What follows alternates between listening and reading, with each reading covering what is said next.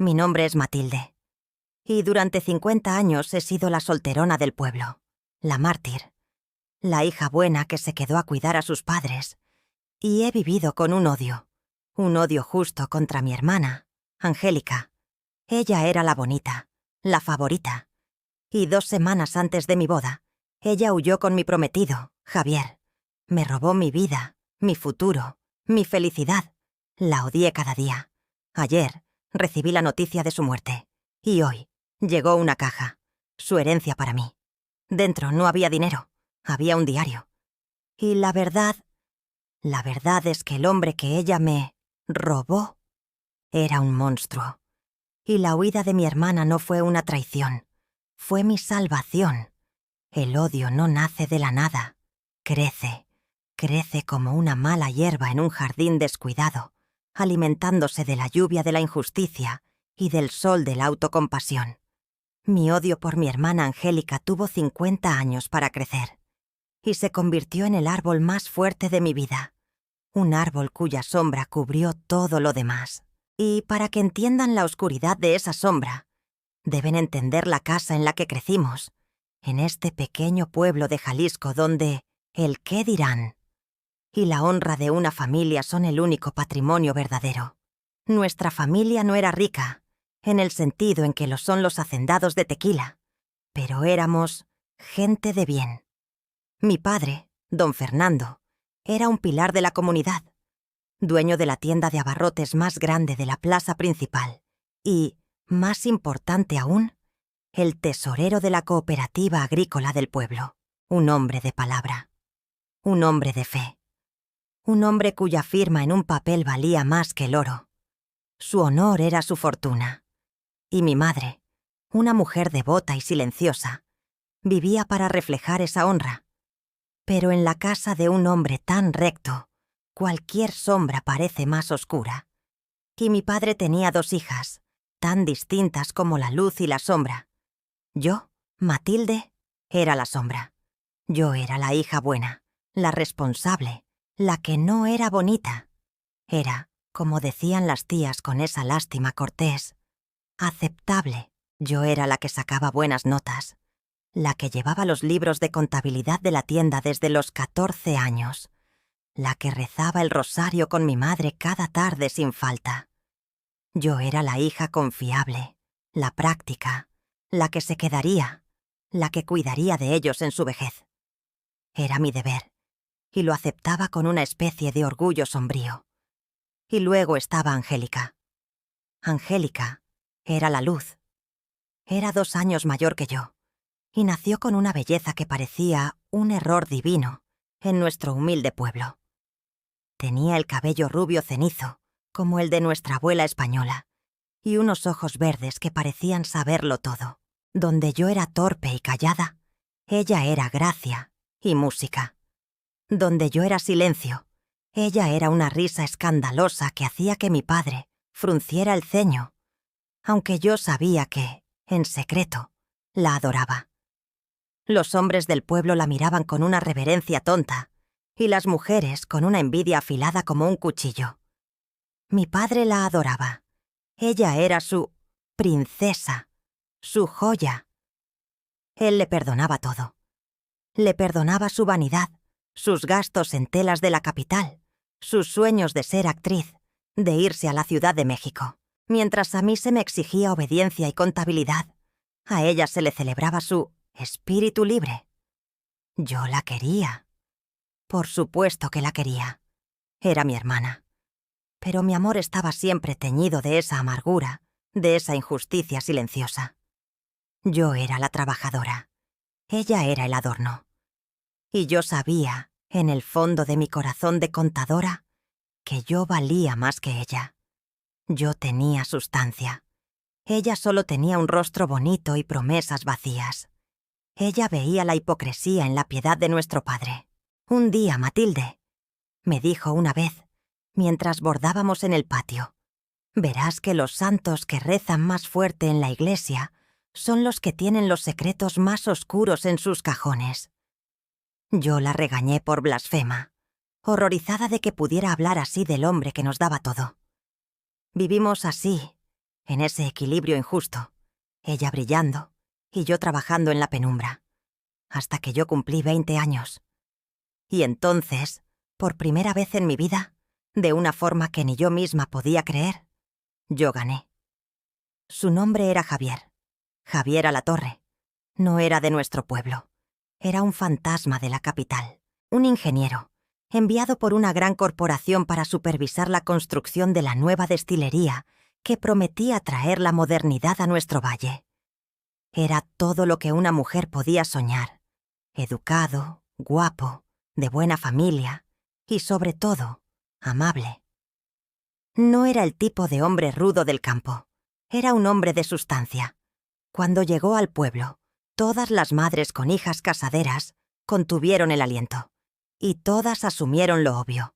Él buscaría a Angélica, y lo hizo. Al principio, lo vi en las fiestas de la plaza. Vi cómo la sacaba a bailar, cómo la miraba con esa admiración que todos los hombres le daban, y vi a Angélica, como siempre, aceptando esa adoración como si fuera oxígeno, como si fuera algo que merecía solo por existir. Y yo, Matilde, me quedé en mi silla, en la sombra, como siempre, sirviendo el ponche, observando y odiando un poco a Dios por su injusta distribución de dones. Pero entonces algo cambió. Después de unas semanas de cortejo público, Javier dejó de buscar a Angélica y empezó a buscarme a mí. Empezó con conversaciones en la tienda de mi padre. Él venía, supuestamente, a comprar cigarros, pero se quedaba horas en el mostrador, preguntándome sobre los libros de contabilidad. ¿Usted lleva todo esto sola, señorita Matilde? Desde los 14 años, señora Alatorre, le respondí yo, orgullosa de mi única virtud. Él me miró, y su mirada pasó por encima de mi vestido sencillo y mi cabello castaño sin chiste, y pareció verme a mí. «Es usted impresionante», dijo. Y luego, en la misa del domingo, se sentó a mi lado, no al lado de Angélica. «Angélica es hermosa, Matilde», me dijo una tarde, mientras caminábamos por la plaza, bajo la mirada atónita de todo el pueblo. «Pero su belleza es ruidosa, es un cartel de neón. La tuya es silenciosa. Es como el valor de un centenario de oro. Hay que saber de valor para verla, y yo sé de valor». Nadie en 20 años me había llamado hermosa, y mucho menos valiosa. Yo, Matilde, la hermana sin sal, la sombra, la contadora, había conquistado al hombre más codiciado del pueblo. Me enamoré de él, no por su dinero ni por su estatus, sino porque él me eligió a mí, porque me vio. Cuando le anunciamos a mi padre nuestro compromiso, él se sorprendió. Vi una sombra de decepción en sus ojos. Siempre pensé que él quería que Angélica hiciera el gran matrimonio. Pero estaba orgulloso. Unir a los Méndez con los Alatorre era un buen negocio. Y Angélica, mi hermana, su reacción fue la que selló mi destino y cimentó mi victoria. Ella no estaba feliz por mí. Yo esperaba celos, sí. Los esperaba con ansias. Pero lo que vi fue desprecio y una extraña lástima que me enfureció. «¿Javier?», dijo, en la cena de compromiso, como si probara algo amargo. «¿Estás segura, Matilde? ¿Ese hombre? ¿Qué tiene de malo?», le dije yo a la defensiva. «Él no es...». Ella dudó, buscando las palabras. «No es lo que parece». «¿Y qué sabes tú de lo que parece?», la interrumpí, mi voz afilada por una vida de victorias suyas. «Él no es el tipo de hombre que te gusta a ti, ¿verdad? ¿Un hombre que busca algo más que un rostro bonito y un vestido caro?». El golpe dio en el blanco. Vi a mi padre mirarme con aprobación. Ella se sonrojó. «Solo ten cuidado, hermanita», dijo Angélica, recuperando la compostura. «Los hombres que parecen perfectos a menudo esconden los peores secretos. La envidia. Era pura envidia. Por primera vez en mi vida, mi hermana bonita estaba celosa de mí. Y esa sensación, lo confieso, fue dulce, Me dio una fuerza que nunca había tenido, la fuerza del orgullo. Los siguientes 6 meses fueron los más felices de mi vida. Los preparativos de la boda. La casa que Javier estaba construyendo para nosotros, en la entrada del pueblo. Yo era el centro del universo. Las mismas mujeres que antes me ignoraban por ser la seria, ahora me invitaban a sus reuniones, me pedían consejo. Yo era la futura señora Alatorre. Mi único problema era Angélica. Ella se volvió extraña, distante, fría, y la notaba observando a Javier, demasiado. Siempre que él estaba cerca, los ojos verdes de ella estaban sobre él, como un halcón. Y yo, en mi felicidad, lo interpretaba como lo que era: celos. La pobre Angélica, acostumbrada a tener a todos los hombres, no soportaba que el mejor de todos me hubiera elegido a mí. La tensión entre ellos era palpable. Yo la disfrutaba. Una noche, un mes antes de la boda, yo estaba en la cocina ayudando a mi madre. Y los oí, en el jardín, discutiendo en voz baja. Yo no podía oír todo, pero las voces eran duras. «No te metas, Angélica», oí decir a Javier. «Esto no es asunto tuyo». «Es asunto mío si lastima a mi hermana», respondió ella. «Lo sé. Sé quién eres. Y no voy a dejar que lo hagas. Tú no sabes nada», dijo él. «Y si intentas algo, te juro que...» «¿Qué? ¿Me vas a lastimar? ¿Como lastimaste a...?» En ese momento yo salí al patio. «¿Qué está pasando aquí?» Los dos se separaron como si un rayo hubiera caído entre ellos. Javier tenía el rostro pálido de furia. Angélica me miraba con una intensidad desesperada. «Todo bien, hermanita», dijo Angélica forzando una sonrisa. «Solo dándole a tu prometido algunos consejos fraternales sobre cómo tratar a las mujeres de esta familia». «No necesito tus consejos, Angélica», le dije fríamente, caminando hacia Javier y tomando su brazo. «Mantente alejada de él y de mi felicidad». Angélica me miró, y su rostro se endureció.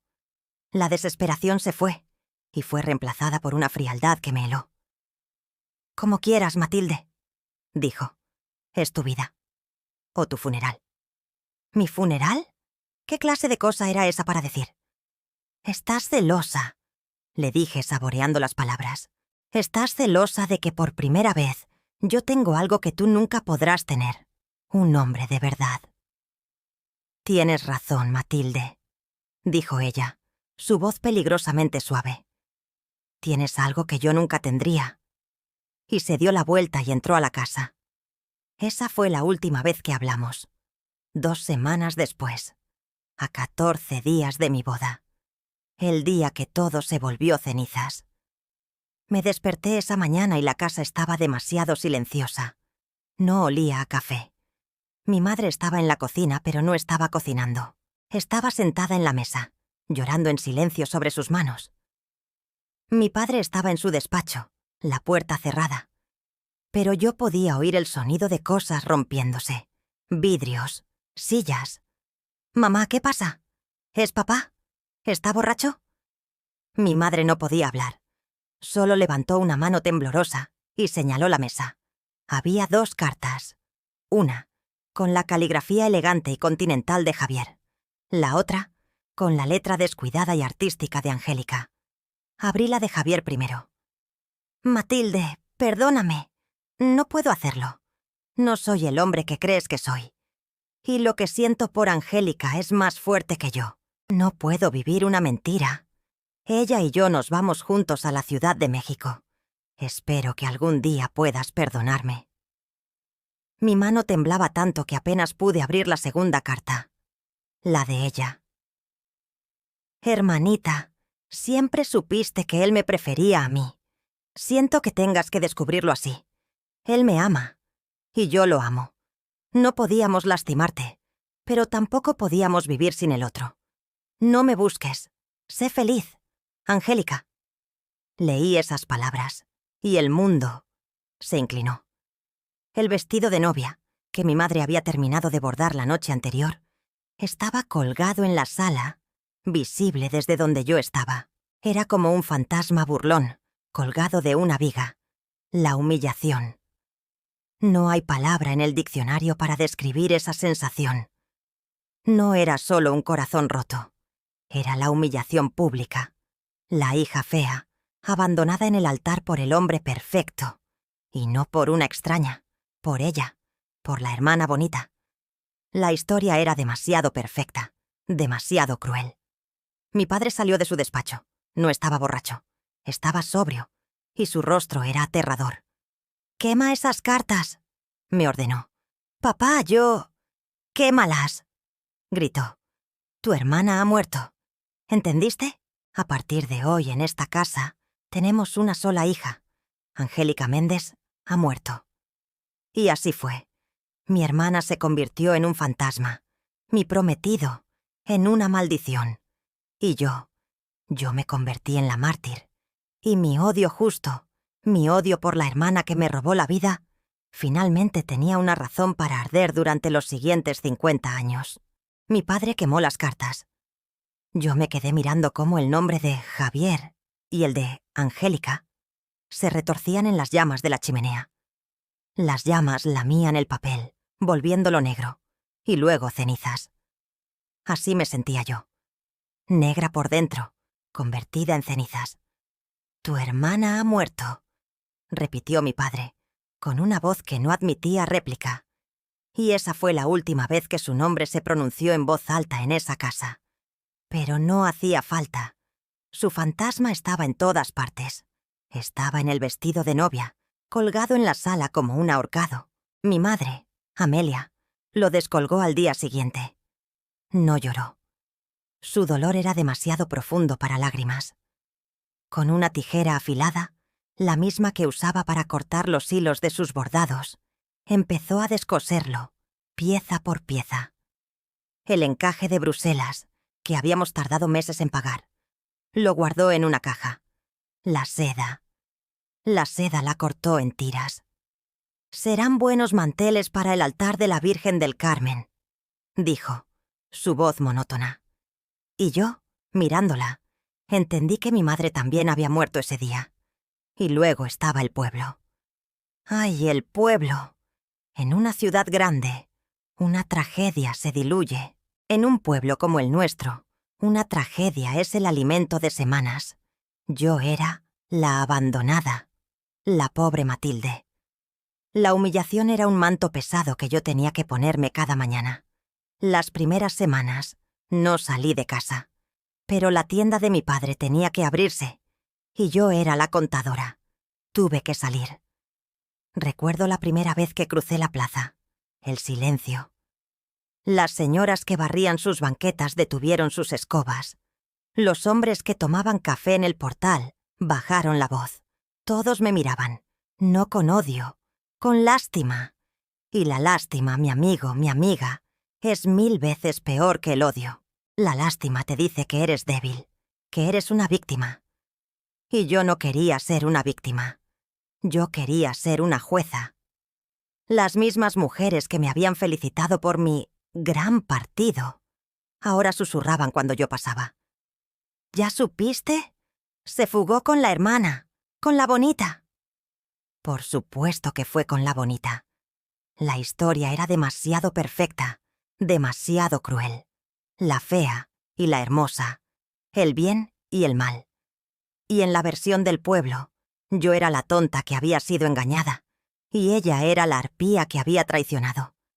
Acepté ese papel. Me convertí en la pobre Matilde. Mi padre se refugió en su honor herido. Se volvió más severo, más silencioso. «El honor de esta familia, Matilde», me dijo una noche, mientras cenábamos en un silencio sepulcral. «Has sido manchado. Tu deber y el mío es limpiarlo, con trabajo, con decencia». Él no sabía que su propio honor estaba podrido por dentro. Yo no sabía que él mismo era un ladrón. En mi ceguera yo creía en sus palabras.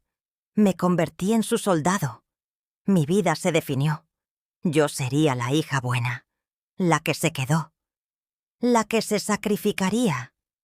y Angélica sería la mala, la que huyó. Los años empezaron a pasar y mi vida se convirtió en un ritual. Despertar a las 5 de la mañana, preparar el café de mi padre, ir a misa de 6, abrir la tienda a las 8, trabajar en los libros de contabilidad con una precisión fanática. Cada número, cada centavo, tenía que estar perfecto. Era mi forma de controlar el caos que mi hermana había desatado. Si yo era perfecta en mi trabajo, si era perfecta en mi devoción, quizás podría lavar la mancha que ella dejó en el apellido Méndez.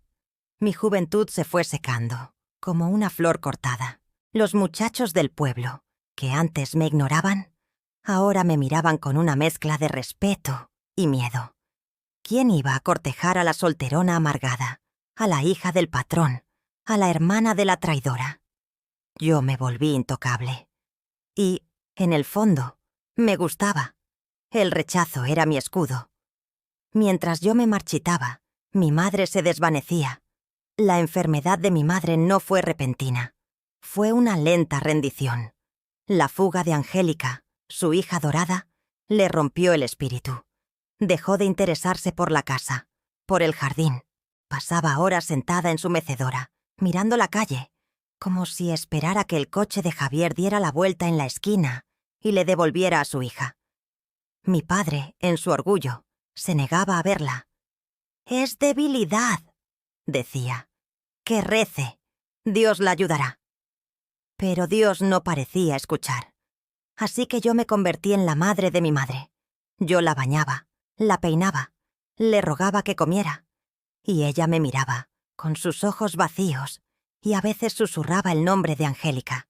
Y cada vez que lo hacía, mi odio por mi hermana crecía un poco más. Ella no solo me había robado a mi prometido, me estaba robando a mi madre, poco a poco. Y mi fe. Mi fe. Se volvió de granito. Yo era la pilar de la iglesia. Organizaba las kermeses, dirigía el coro, llevaba las cuentas de la parroquia. El padre Miguel me llamaba la Santa Matilde. «Usted es un ejemplo de devoción, hija», me decía. Y yo aceptaba su admiración como mi paga. Era la única medalla que la vida me dio. Pero mis oraciones en la oscuridad de mi cuarto, esas eran diferentes. No eran oraciones de paz, eran oraciones de justicia, de venganza. «Señor», le decía yo al crucifijo que colgaba sobre mi cama, el mismo que mi madre me dio, «tú eres un Dios justo. Tú viste lo que ella me hizo. Tú viste cómo se burló de mí, cómo nos humilló. Haz que pague. Señor, haz que sufra como yo he sufrido. Haz que conozca la soledad. Haz que conozca la vergüenza.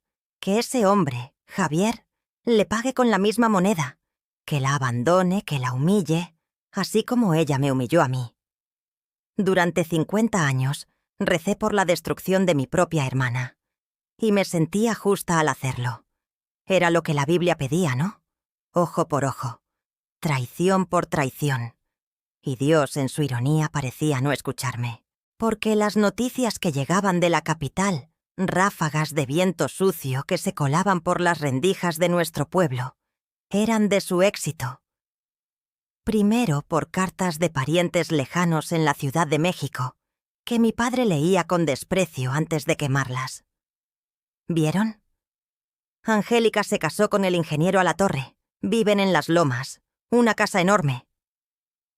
Luego por recortes de periódico que mi padre encontraba en sus viajes de negocios y que traía a casa solo para torturarse a sí mismo y a mí. Javier Alatorre, el gran empresario, abriendo nuevas destilerías. Y ella, Angélica, su hermosa esposa, en las páginas de sociales, sonriendo, con vestidos caros que costaban más que las ganancias de un año de nuestra tienda. En fiestas con políticos, con artistas. Mi traidora, mi Judas. No solo me había robado a mi hombre. Había usado esa traición como el escalón para la vida glamorosa que siempre quiso. Y yo seguía en el pueblo, limpiando el polvo de la tienda de abarrotes, cambiando los pañales de mi madre enferma, que con los años perdió el control de su cuerpo. ¿Dónde estaba la justicia de Dios en eso? Mi padre se aferró a su secreto. El secreto de su propio crimen en la cooperativa. Yo no lo sabía entonces. Yo solo veía a un hombre que se volvía más duro, más religioso, más obsesionado con la honra. Él usaba mi sacrificio como su estandarte. «Miren a mi Matilde», decía en las reuniones familiares. «Esta sí es una hija de verdad, no como otras». Y yo me inflaba de orgullo, un orgullo pecaminoso. La vida se convirtió en eso. Décadas. Los años 70 pasaron, con su música extraña. Los 80 llegaron, con sus peinados exagerados. Los 90, con la modernidad que apenas tocaba nuestro pueblo. Y yo seguía allí. La misma casa, la misma tienda, el mismo odio. Mi madre murió hace 15 años. Se fue en silencio, una noche, mientras yo le sostenía la mano. Su última palabra fue un susurro. «Angélica». Enterré a mi madre. Y sentí un alivio terrible. Una parte de mi carga se había ido. Pero la otra parte, mi padre, se volvió más pesado. Ahora toda su dependencia recaía sobre mí. Mi padre, don Fernando. El hombre honorable. Envejeció. La dureza de su carácter se convirtió en fragilidad física, pero no en dulzura. Se volvió un viejo quejumbroso, aterrado de la muerte, aterrado de la pobreza, aunque yo había logrado salvar la tienda y teníamos suficiente. Sus robos en la cooperativa, que yo desconocía, lo habían vuelto paranoico.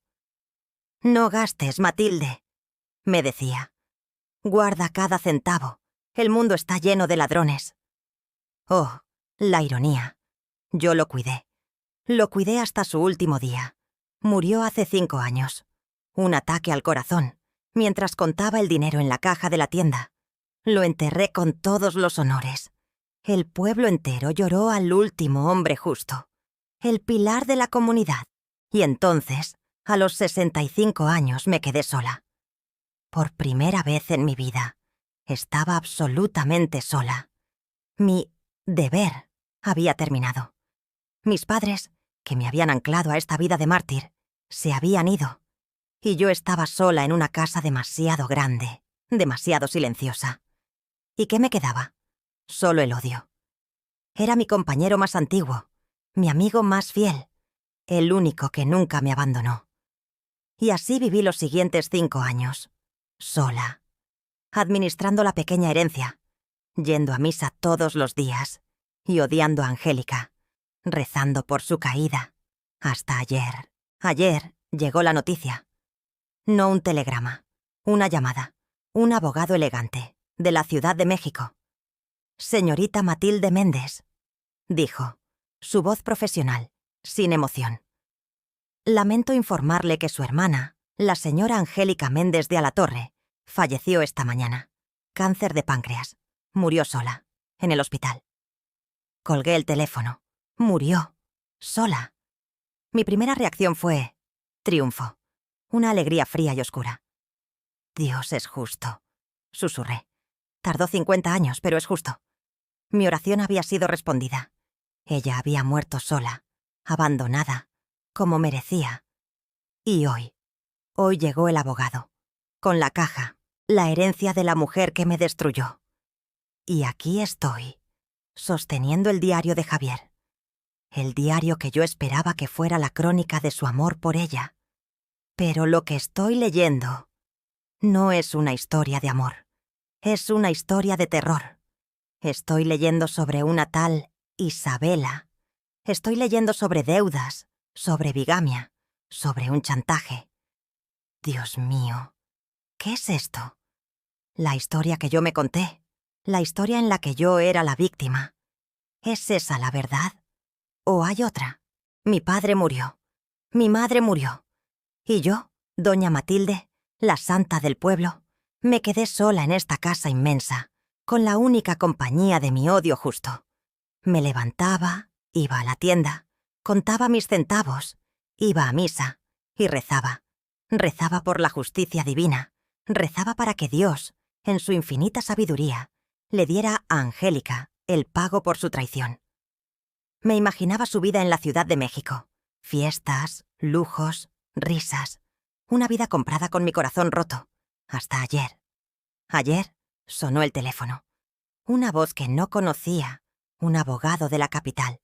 Cortés, pero frío. «Señorita Matilde Méndez», dijo. «Hablo en nombre del albacea de la señora Angélica Méndez. Lamento informarle que su hermana falleció esta mañana». Colgué el teléfono. Falleció. Sola. Cáncer de páncreas, dijo el abogado. Una enfermedad terrible. Y yo, mi amigo, mi amiga, sentí alivio. Un alivio frío y oscuro que me recorrió la espalda. «Dios es justo», susurré. Tardó 50 años, pero es justo. Mi oración había sido respondida. Ella había muerto sola, abandonada, como merecía. La mujer que huyó con mi prometido, la que destruyó a nuestra familia, finalmente había pagado. Pero la historia no terminó ahí.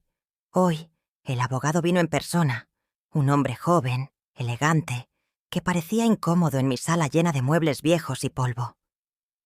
«Señorita Matilde», me dijo, «su hermana le dejó algo. Fue su última voluntad». «No quiero nada de ella», le respondí, mi voz dura. El único regalo que quería de ella era su silencio, y ya lo tengo. Ella fue muy específica, insistió el abogado, poniendo un maletín sobre la mesa. «Dejó esta caja para usted y una carta». Me entregó un sobre. Era la caligrafía de Angélica, pero no la caligrafía descuidada de la carta de fuga. Esta era débil, temblorosa. «Mi querida Matilde», leí, «no te pido perdón. Te pido que entiendas. Por favor, abre la caja. Es lo único que te ruego. Vive por las dos, Angélica». ¿Vive por las dos? ¿Qué clase de arrogancia era esa? El abogado dejó la caja de madera lacrada sobre la mesa y se fue, dejándome sola con el fantasma final de mi hermana. Odié esa caja. Representaba todo lo que yo despreciaba. Probablemente estaba llena de joyas viejas, de recuerdos de su vida glamorosa. Una última burla. «Mira todo lo que yo tuve, y tú no». Durante horas solo la miré. Pero su última petición... «Te pido que entiendas». Era un anzuelo que no podía ignorar. Con manos temblorosas, abrí el cerrojo. Dentro. No había joyas. No había dinero. No había vestidos de seda. Había cartas. Un paquete de cartas atadas con una cinta descolorida. Y debajo de ellas, un libro. Un diario de tapa de cuero gastada. Mi corazón dio un vuelco. Era el diario de ella. Iba a leer su confesión. Iba a leer, con sus propias palabras, cómo planeó robarme la vida. Pero cuando tomé el libro, vi las iniciales grabadas en el cuero. No eran A.M., Angélica Méndez. Eran J.A., Javier Alatorre. ¿Por qué? ¿Por qué Angélica me enviaría el diario del hombre que nos traicionó a las dos? ¿Era esta su última broma cruel? ¿Una prueba final de que él la amó tanto que le confió sus secretos más íntimos? Mi odio volvió, caliente y familiar. Me senté en mi mecedora y abrí el diario de Javier. Necesitaba la confirmación final de mi dolor. La caligrafía de Javier era elegante, arrogante, letras inclinadas, seguras de sí mismas. Comencé a leer las entradas de su llegada al pueblo. Al principio era exactamente lo que temía. Escribía sobre el aburrimiento, sobre la rusticidad de nuestra gente. Escribía sobre mi padre, don Fernando, llamándolo el cacique glorificado del pueblo. Y entonces escribió sobre nosotras. Hoy conocí a las hijas de don Fernando. Leí. Una belleza y una sombra. La mayor, Angélica, es espectacular, de esas que detienen el tráfico y lo saben, pero tiene fuego en los ojos. Es lista, demasiado lista. Me mira como si supiera mis secretos, como si pudiera oler las deudas que dejé en la capital. Es el tipo de mujer que un hombre desea, pero que jamás debe tomar por esposa. Es un trofeo que muerde. Seguí leyendo. mi corazón latiendo con una mezcla de náusea y validación. «La menor, Matilde», escribió sobre mí. «Es otra cosa. Simple, devota, asustadiza, un alma pura, de esas que todavía creen en los cuentos de hadas. Es la sombra de la hermana. Ella me admira. La descubrí mirándome en la misa, y cuando la miré, se sonrojó como una niña. Es perfecta.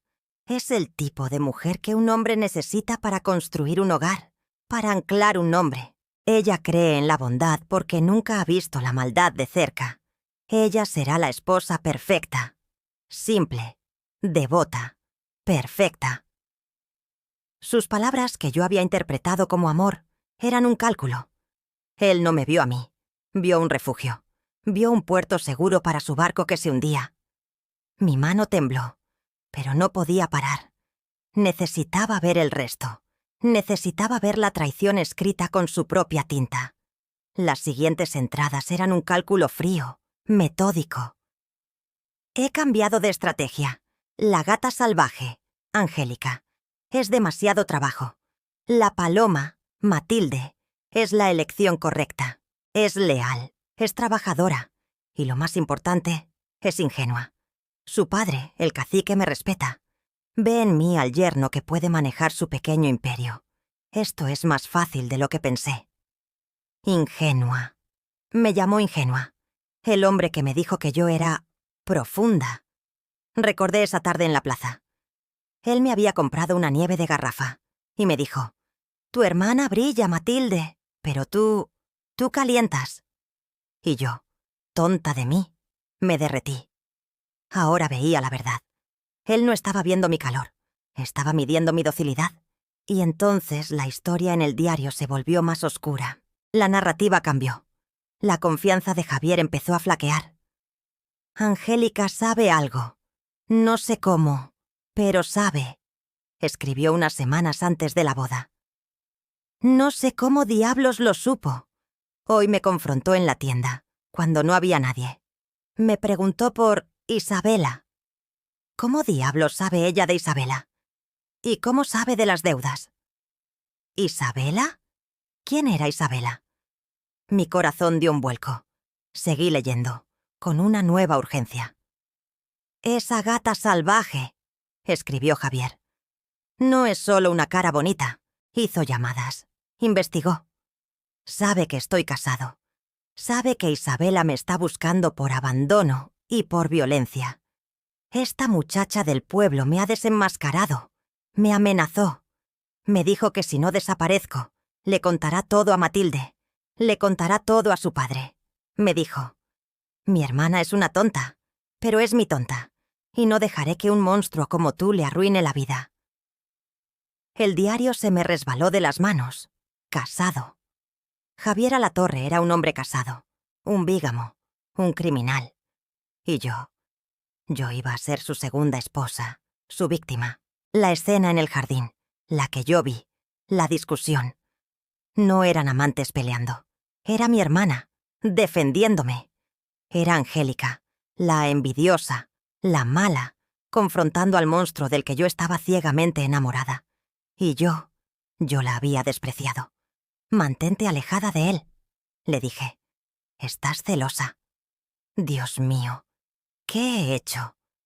La mujer que odié por 50 años, la mujer que maldije cada día, me estaba salvando la vida.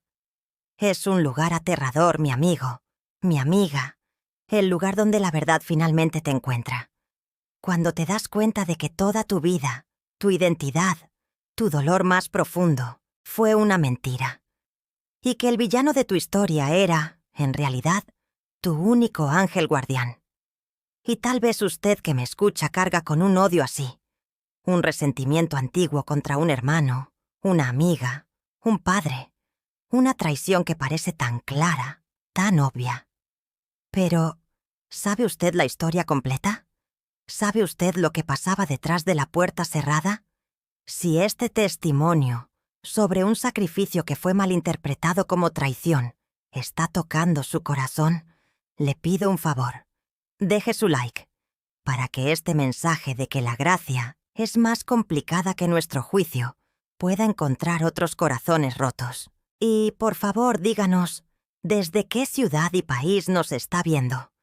Queremos saber hasta dónde llega nuestra comunidad de fe. Y suscríbase al canal, porque juntos necesitamos aprender a buscar la verdad de Dios, no solo la nuestra. Pero la historia no terminaba ahí. Había más en ese diario. Yo había entendido la mitad del rompecabezas. Entendía por qué Javier era un monstruo, pero seguía sin entender la parte más importante. Si Angélica sabía la verdad, si ella estaba tratando de salvarme, ¿por qué? ¿Por qué, en nombre de Dios, huyó con él? ¿Por qué escribió esa carta cruel, diciendo que lo amaba? Mi odio por ella se había ido, pero ahora estaba reemplazado por una confusión 1000 veces peor. Volví al diario. Con manos temblorosas, busqué las últimas entradas, las de los días antes de la fuga, y allí encontré la segunda mitad de la tragedia, la parte que me destruiría por completo. Angélica me acorraló, escribió Javier, y yo la acorralé a ella. Ella tiene mi secreto, pero yo encontré el de su padre. ¿El secreto de mi padre? ¿Don Fernando? ¿El pilar de la iglesia? ¿Qué secreto podía tener él? El hombre honorable del pueblo no es tan santo, escribió Javier. Revisé los libros de la cooperativa que él maneja, y lo encontré. Pequeños desvíos, préstamos que nunca se pagaron. Durante 10 años don Fernando ha estado robándole a sus propios vecinos. Un fraude pequeño, pero suficiente para mandarlo a la cárcel y destruir el nombre de la familia Méndez para siempre. No, no, no. Era mentira. Javier estaba mintiendo. Mi padre no era un ladrón, pero seguí leyendo. Fui con Angélica, escribió Javier. Le mostré las pruebas, las cartas de los bancos, las transferencias. Vi su rostro derrumbarse. Ella lo sabía, o lo sospechaba. Y entonces le ofrecí el trato, la elección final. Tú ganas, Angélica. No me casaré con tu hermana. Salvarás a la pequeña Paloma. Pero el precio es alto. Tú vendrás conmigo. Huirás conmigo. El pueblo entero, tu padre, tu madre y especialmente tu hermana, pensarán lo peor. Pensarán que me robaste. Pensarán que eres una traidora. Te convertirás en la villana de la historia. Y a cambio, yo guardaré el secreto de tu padre. Me llevaré estas pruebas conmigo. El honor de tu familia quedará intacto. Ella me miró. Y yo vi en sus ojos algo que nunca vi en nadie. Una fuerza que daba miedo. Una tristeza infinita. Y aceptó. Yo iré contigo, me dijo. Me convertiré en la villana. Pero tú, Javier, te asegurarás de que mi hermana nunca sepa esto. Déjala que me odie. Es mejor que viva odiándome, a que viva en la ruina y la vergüenza. O peor, casada contigo. Y así escribimos las cartas de despedida. Le dicté cada palabra cruel que ella le escribió a Matilde. Y ahora nos vamos. Angélica está sacrificando su vida, su honor y el amor de su hermana, todo para salvarla. ¡Qué ironía! La paloma era, en realidad, la serpiente, y la gata salvaje era la única santa en esta maldita familia. Cerré el diario. Me quedé sentada en el suelo de mi sala, rodeada por el polvo y los muebles viejos. Y el árbol de mi odio, ese árbol que cultivé por 50 años, fue arrancado de raíz. Mi hermana, Angélica, la bonita, la egoísta, no me robó a mi prometido. Ella me salvó de un monstruo. Y no solo eso. Ella se sacrificó para salvar el honor de nuestro padre ladrón. Ella se puso a sí misma en el fuego para que la familia no se quemara. Mi vida de mártir. Mi vida de sacrificio, cuidando a mis padres. ¿Qué sacrificio fue ese? Yo viví en paz.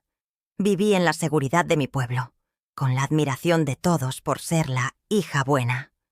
Viví una vida de orgullo, de justicia propia. Y ella vivió una vida de exilio, marcada como la traidora, viviendo con un hombre violento, todo para que yo pudiera tener mi paz. La verdadera mártir, la verdadera santa, la verdadera víctima. Fue ella. Y yo. Yo la odié. La culpa me golpeó con una fuerza física. Me doblé sobre mí misma, el aire escapando de mis pulmones en un sollozo que venía de lo más profundo de mi alma. 50 años. 50 años de oraciones pidiendo justicia divina contra ella. 50 años de amargura. 50 años de juzgarla.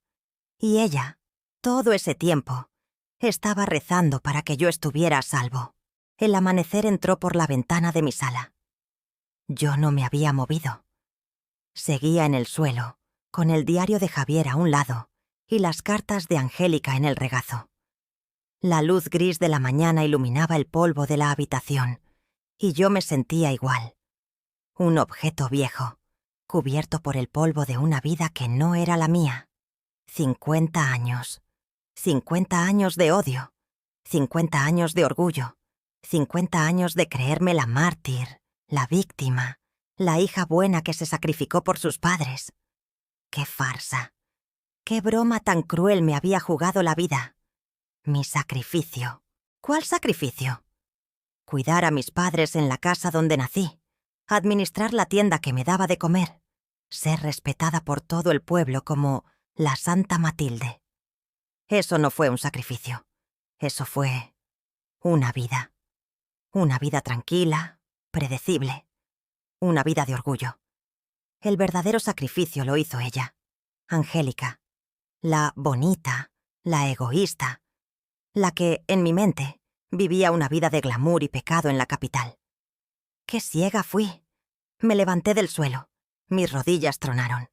70 años de repente se sentían como 200. Me miré en el espejo antiguo del recibidor, el espejo que fue de mi madre. Y vi a una extraña.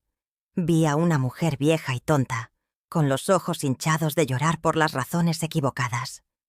«Vive por las dos», me escribió Angélica en su última carta. ¿Cómo? ¿Cómo podía yo vivir por ella, cuando había pasado toda mi vida deseándole el mal? El veneno de mis oraciones. Señor, que pague. Señor, que sufra. Durante 50 años, yo, la pilar de la Iglesia, usé mi fe no para pedir gracia, sino para exigir venganza. Y mientras yo exigía su castigo, ella, en su infierno personal, rezaba por mi paz. 50 años. La culpa. Es una palabra tan pequeña, pero es un océano tan grande. Me estaba ahogando. Necesitaba aire. Salí de la casa. El pueblo apenas despertaba. El olor a pan fresco de la panadería de la esquina, el sonido del campanario llamando a la primera misa. Todo era igual. Pero todo era diferente. Porque yo era diferente. Caminé por la plaza. La misma plaza donde Javier me había comprado esa nieve de garrafa, donde me había dicho que yo era profunda. El recuerdo ahora me quemaba. Él no me veía profunda, me veía ingenua. Un instrumento. Miré la tienda de mi padre. Abarrotes Méndez. El letrero seguía allí, un poco descolorido. El orgullo de mi padre. Un orgullo construido sobre el robo. El diario de Javier había sido claro. Don Fernando ha estado robándole a la cooperativa. Necesitara saber si eso también era verdad. Javier era un monstruo, un mentiroso. ¿Podría haber inventado eso también para chantajear a Angélica? Ese fue mi primer pensamiento. Una última chispa de esperanza de que mi padre, al menos, fuera el hombre que yo creí que era. Pero la carta de Angélica, la última, la que hablaba de la muerte de Javier, lo confirmaba. Ella no mencionó el crimen de mi padre. Ella solo dijo que Javier la había abandonado. ¿Por qué Angélica se sacrificaría por un padre que no era un criminal? Necesitara pruebas, no por odio a mi padre, sino por amor a Angélica.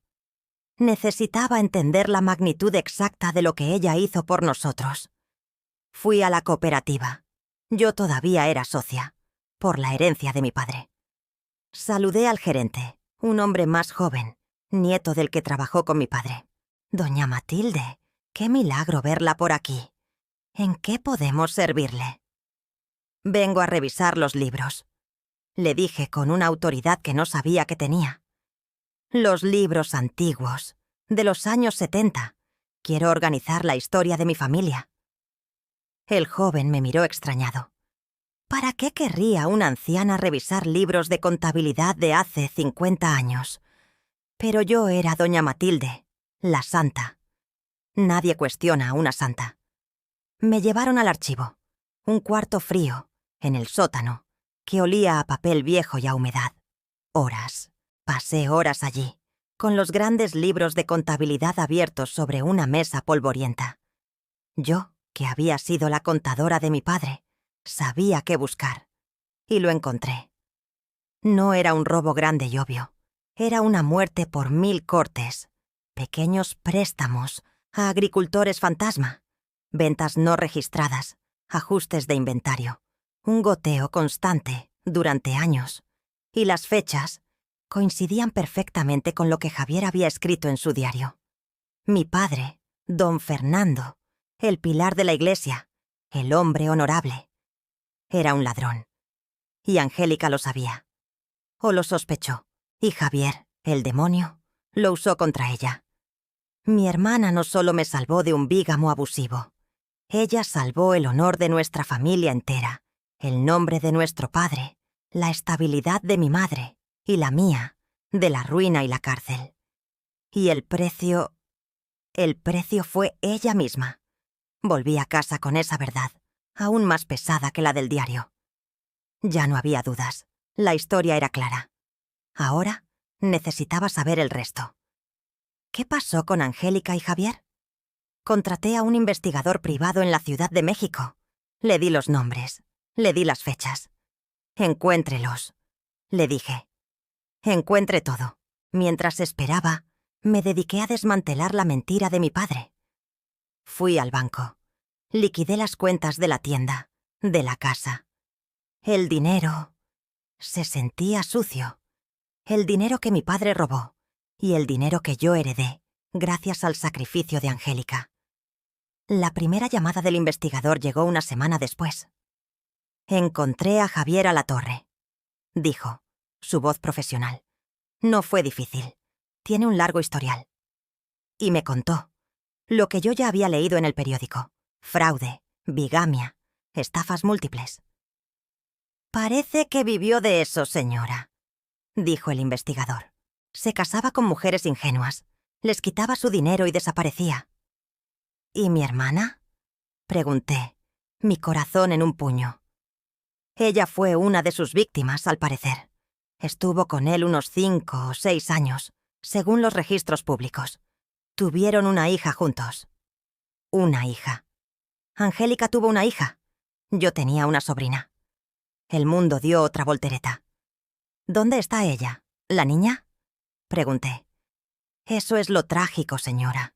Según los reportes, cuando Javier abandonó a Angélica, se llevó a la niña con él. Como palanca parece ser. Angélica lo denunció, pero él desapareció. La niña tendría unos 4 años. Dios mío, el sufrimiento de mi hermana. No solo el exilio, no solo el abuso. Le robaron a su hija. ¿Y Javier? ¿Qué pasó con él?, pregunté. Lo atraparon años después, en 1985. Pasó el resto de su vida entrando y saliendo de la cárcel. Murió en prisión, de una cirrosis, hace 5 años. Justicia divina. La que yo tanto pedí, pero para la persona equivocada. ¿Y Angélica? ¿Y la niña? Mi voz era un ruego. Eso es más difícil, señora. Angélica, después de que perdió a su hija, parece que se vino abajo. Hay un hueco de casi 10 años. Luego, reaparece. Vivía en una colonia popular. Obrera. Nada que ver con el lujo que Javier le daba. Trabajaba como costurera en una fábrica textil. ¿Costurera? Ella, que soñaba con ser actriz, con los grandes escenarios. Terminó como yo, pero sin la tienda, sin el respeto, sola. ¿Y la niña? La niña nunca apareció, dijo el investigador. No hay registro de ella. Colgué. La tragedia era de una profundidad que yo no podía sondar. Mi hermana no solo se sacrificó por mí, fue castigada por ello, una y otra vez. Perdió su hogar, perdió su honor, fue abusada, y le robaron a su única hija. Y murió sola, de cáncer, en un hospital público. Y yo en mi pueblo, vivía mi vida de mártir, quejándome de mi soledad, pero con el respeto de todos, con dinero en el banco, con salud. La culpa ya no era solo por mi odio, era por mi vida fácil, una vida comprada con la destrucción absoluta de ella. ¿Qué haces con una verdad así? ¿Qué haces con una culpa tan grande? Miré la última carta de Angélica. Vive por las dos. Ya no era una petición poética, era una orden. Yo no podía devolverle la vida, no podía devolverle a su hija perdida, pero podía tomar el dinero que ella protegió, el dinero del honor de mi padre ladrón, y hacer lo que ella habría hecho.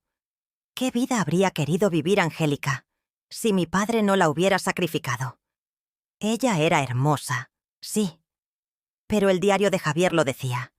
Ella era lista, demasiado lista. Ella era fuerte. Ella me protegió. La respuesta era obvia. Ella habría luchado. Ella habría protegido a otras. Yo sabía lo que tenía que hacer. Vender la tienda de mi padre, vender la casa, liquidar todo lo que representaba la mentira de don Fernando, el hombre honorable. Todo eso fue fácil. Lo difícil fue decidir qué construir sobre esas cenizas. Tomé el dinero que mi padre robó de la cooperativa y que Angélica protegió con su honor. Y me mudé. Dejé el pueblo. Dejé mi vida de mártir. Me mudé a la Ciudad de México, el lugar donde mi hermana vivió su exilio y murió sola. Y con el dinero de la herencia, abrí algo que este país necesita más que iglesias. Abrí un refugio para mujeres que huyen de hombres como Javier, mujeres que huyen de abusadores, de estafadores, de monstruos que el mundo ve como partidos perfectos. Lo llamé la casa de Angélica. Mi vida de sacrificio cuidando a mis padres había sido una farsa egoísta. Mi verdadero sacrificio, mi verdadera penitencia, comenzó a los 70 años. Aprendí a lidiar con abogados, con trabajadoras sociales, con mujeres rotas que llegaban a mi puerta en medio de la noche, con niños llorando. Aprendí a ser fuerte, no con la fuerza del orgullo, sino con la fuerza de la compasión. Hoy, a mis 75 años, vivo en un pequeño cuarto en los fondos de la fundación. Y estoy más cansada que nunca. Pero es un cansancio bueno, un cansado con propósito. Mi historia no es la de una traición, es la de una redención. La redención de mi hermana, que finalmente es vista como la heroína que fue. Y la redención mía. La redención de una mujer vieja y tonta que pasó 50 años odiando a su ángel guardián. Anoche, una joven llegó, con el ojo morado y un bebé en brazos. Me recordó a mí misma, a mi ingenuidad. Le di una cama. Le di comida caliente. Y le conté mi historia. Le conté la historia de mi hermana. Y al contarla, me di cuenta de la verdad final. Mi hermana no me pidió que viviera por las dos. Ella me dio la fuerza para hacerlo. Su sacrificio no terminó en su tumba. Sigue vivo en cada mujer que salvamos, en la casa de Angélica. Mi hermana fue la hija pródiga que nunca pudo regresar. Y yo fui la hermana mayor que finalmente entendió la gracia. Pasé toda esa noche en vela, sosteniendo las cartas de Angélica, leyendo y releyendo su última petición. Vive tus últimos años en paz, vive por las dos. ¿Paz? ¿Cómo podía yo tener paz? La culpa me estaba comiendo viva. 50 años de odio no se borran en una noche. Se convierten en un veneno que te ha corrido por las venas tanto tiempo que ya no sabes quién eres sin él. Pero al amanecer, una nueva emoción comenzó a filtrarse a través de la culpa. Una rabia. Pero no era la rabia vieja y cómoda contra Angélica. Era una rabia nueva, una rabia contra Javier, el monstruo, y una rabia contra mi padre, el cobarde. Y entonces recordé la última carta de Angélica. Me enteré de que Javier te abandonó. Gracias a Dios. ¿Qué le había pasado a Javier? Durante 50 años, yo asumí que Angélica y Javier vivían juntos, felices en su pecado. Pero la carta de ella implicaba que él se había ido. ¿Cuándo? ¿A dónde? Necesitaba saber. Mi odio había perdido su objetivo principal, Angélica. Pero Javier Alatorre, él seguía siendo el villano. Y él seguía vivo. Yo era una mujer de 70 años, en un pueblo pequeño. Pero tenía la herencia de mis padres. Y tenía el internet. Comencé a buscar. Javier Alatorre. Era un nombre común. Pero Javier Alatorre, de la capital, que trabajó en la industria de la destilería en los años 70. Lo encontré. No fue difícil. Había artículos de periódico, pero no eran los artículos de sociedad que yo imaginaba. Eran noticias de crímenes. Javier Alatorre, arrestado en 1985 por fraude, por bigamia, por estafa. Mi hermana, mi pobre hermana. El diario de él terminaba con la fuga, pero ahora yo veía el resto de la historia. Ella no solo se sacrificó huyendo conmigo, ella vivió con él, probablemente, durante años de abuso, hasta que él la abandonó, como decía la carta. Y encontré algo más, un obituario. Javier Alatorre había muerto hacía 5 años, solo, en una prisión de mínima seguridad. El monstruo, el hombre que destruyó a mi familia, que destruyó a mi hermana, había muerto en la cárcel. La justicia divina, la que yo tanto pedí para Angélica, le había llegado a él. Pero la noticia no me trajo paz, solo me trajo más culpa, porque mientras él pagaba sus crímenes en la tierra, yo, en mi ignorancia, seguía culpando a la víctima equivocada. Mi padre estaba muerto, Javier estaba muerto, mi madre estaba muerta, y Angélica estaba muerta. Todos los actores de esta tragedia se habían ido. Solo quedaba yo, la única testigo de la verdad completa, la única que podía reescribir la historia. Pero, ¿cómo? ¿Cómo honrar un sacrificio que el mundo entero malinterpretó como un pecado? La última carta de Angélica me dio la respuesta. Vive por las dos. ¿Qué vida habría querido vivir Angélica si mi padre no la hubiera sacrificado? Ella era hermosa, sí, pero las cartas de Javier lo decían. Ella era lista, demasiado lista. Ella era fuerte. Ella me protegió. La respuesta era obvia. Ella habría luchado. Ella habría protegido a otras. Yo sabía lo que tenía que hacer. Vender la tienda de mi padre, vender la casa, liquidar todo lo que representaba la mentira de don Fernando, el hombre honorable. Todo eso fue fácil. Lo difícil fue decidir qué construir sobre esas cenizas. Tomé el dinero que mi padre robó de la cooperativa y que Angélica protegió con su honor. Y me mudé. Dejé el pueblo. Dejé mi vida de mártir. Me mudé a la Ciudad de México, el lugar donde mi hermana vivió su exilio y murió sola. Y con el dinero de la herencia, abrí algo que este país necesita más que iglesias. Abrí un refugio. Un refugio para mujeres que huyen de hombres como Javier. Mujeres que huyen de abusadores, de estafadores, de monstruos que el mundo ve como partidos perfectos. Lo llamé la casa de Angélica. Mi vida de sacrificio cuidando a mis padres había sido una farsa egoísta. Mi verdadero sacrificio, mi verdadera penitencia, comenzó a los 70 años. Aprendí a lidiar con abogados, con trabajadoras sociales, con mujeres rotas que llegaban a mi puerta en medio de la noche, con niños llorando. Aprendí a ser fuerte, no con la fuerza del orgullo, sino con la fuerza de la compasión. Hoy, a mis 75 años, vivo en un pequeño cuarto en los fondos de la fundación, y estoy más cansada que nunca. Pero es un cansancio bueno, un cansado con propósito. Mi historia no es la de una traición, es la de una redención. La redención de mi hermana, que finalmente es vista como la heroína que fue. Y la redención mía. La redención de una mujer vieja y tonta que pasó 50 años odiando a su ángel guardián. Anoche, una joven llegó, con el ojo morado y un bebé en brazos. Me recordó a mí misma, a mi ingenuidad. Le di una cama, le di comida caliente y le conté mi historia.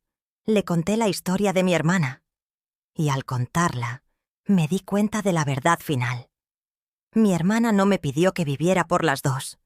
Ella me dio la fuerza para hacerlo. Su sacrificio no terminó en su tumba. Sigue vivo en cada mujer que salvamos en la casa de Angélica. Mi hermana fue la hija pródiga que nunca pudo regresar.